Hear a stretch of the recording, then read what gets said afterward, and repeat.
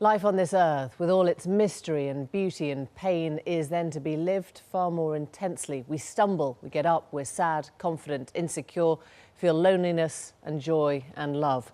There's nothing more, but I want nothing more. Christopher Hitchens wrote, in one sense, his own memento mori and thought clearly about his death many months before it came. He talked candidly about cancer, making him sober and objective. This week, it finally killed him. Tonight, we look at the legacy of an extraordinary writer, polemicist and thinker. We'll see one of the last TV interviews with Christopher Hitchens in a moment. First, here's Stephen Smith.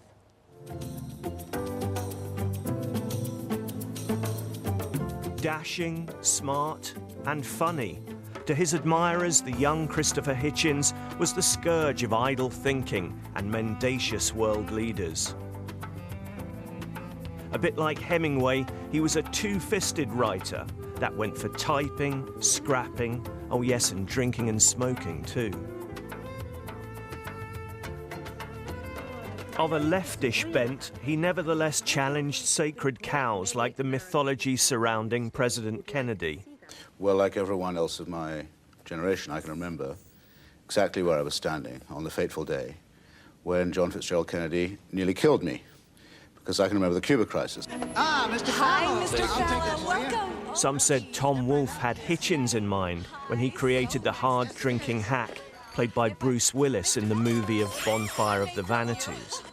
We went for a long lunch. He had a number of scotches before lunch, big tumblers of scotch. He wine at lunch and then cognac after, and we sort of stumbled back up to the office and sat him down at an old rickety desk with an Olivetti typewriter, and he produced 1,000 seamless words in under half an hour. He wrote better drunk than any man I know who could do it sober. In fact, Hitchens, the Hitch to his intimates, had the work ethic of his hero George Orwell, if not the same addiction to tea. Settled in the States, an American citizen, Hitchens' reaction to 9/11 led him to modify his view of George Bush and end up backing the Iraq War. People said ignorant, unqualified, uncultured, uninstructed.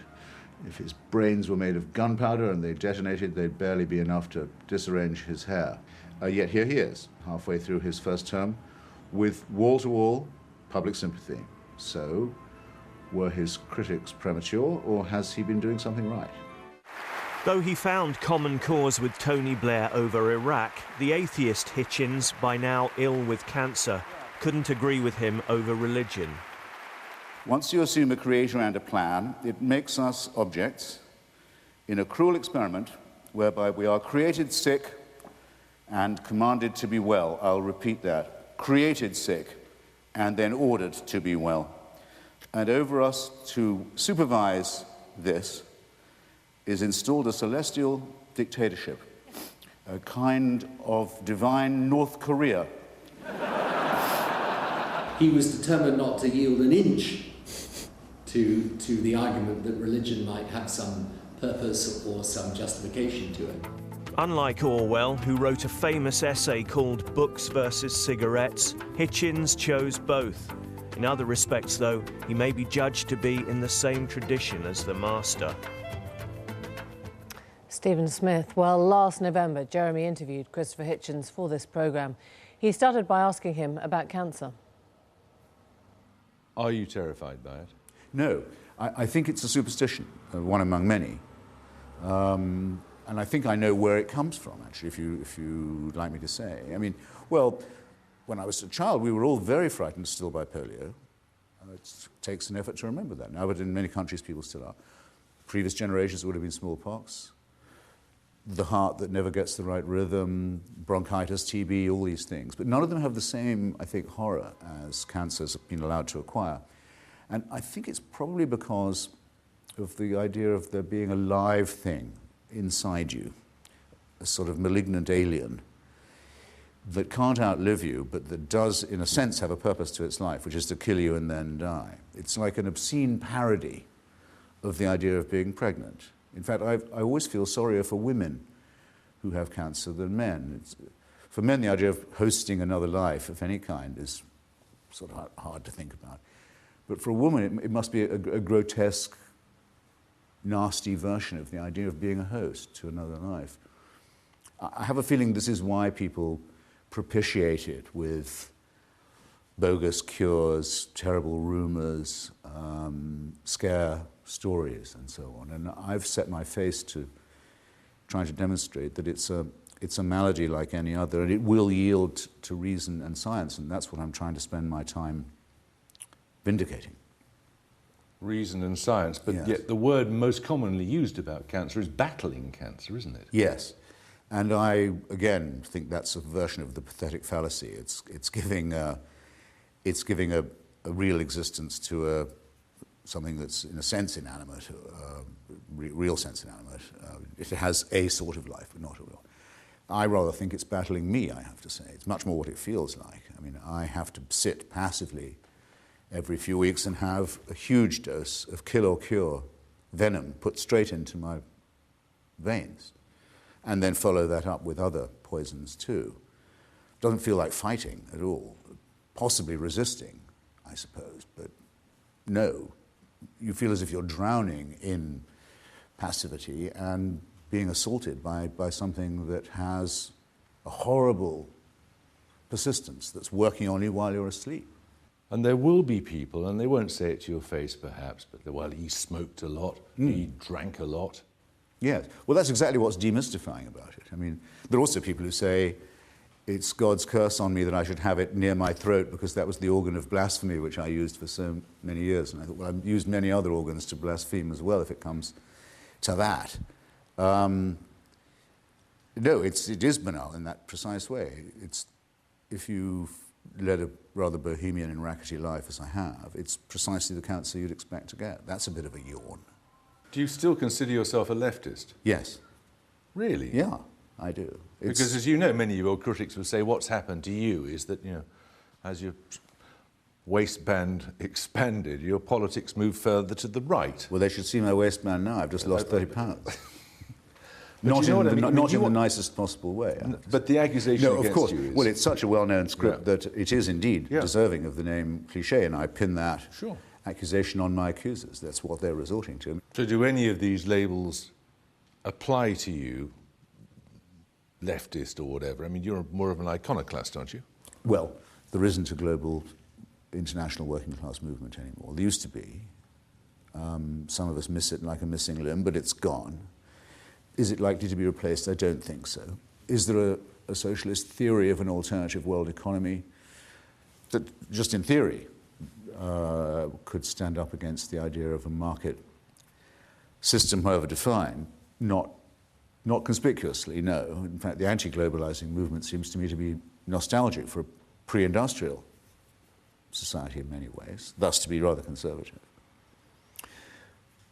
From this, you could probably tell that I still think like a Marxist, which I do. Yes. You believe in the dialectic. Yes, and in the materialist conception of history. Yeah, I do that. Do you think it's been a life well lived? I'd really have to leave that to others, Jeremy. I have to. I'm encouraged, I'll say this much, I've been encouraged in the last few months by some extraordinarily generous letters, including, these are the ones I take most to heart, from people I've never met or don't know. If they say that what I've written or done or said means anything to them, then I'm happy to take it at face value for once. I'll take that. And yes, it cheers me up.